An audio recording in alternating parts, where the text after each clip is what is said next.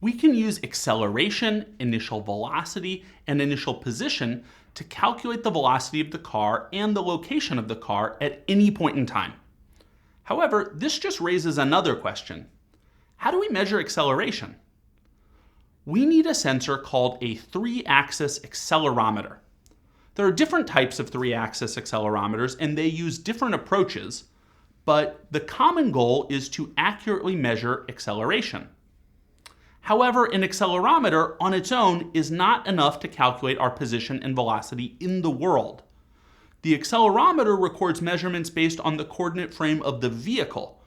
We need to know how to translate these measurements into the global coordinate system.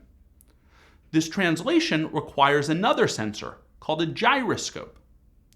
The 3 external gimbals of the 3-axis gyroscope are always rotating, but the spin axis in the 3-axis gyroscope is always fixed to the world coordinate system. We can calculate the location of the vehicle in the global coordinate system by measuring the relative positions of the spin axis and the 3 external gimbals. An accelerometer and a gyroscope are the main components of an inertial measurement unit, or IMU. An important feature of an IMU is high-frequency updating.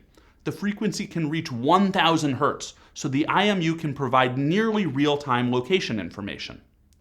Unfortunately, the disadvantage of an IMU is that its motion error increases with time. We can only rely on the inertial measurement unit for localization over a very short time horizon. But we can combine GPS and IMU to localize a car. On the one hand, IMU compensates for the low update frequency of GPS. On the other hand, GPS corrects for the IMU's motion errors.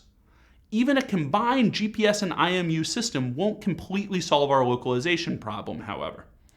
If we are traveling in the mountains or in urban canyons, or worst of all, in underground tunnels, then we might go for long periods of time without a GPS update.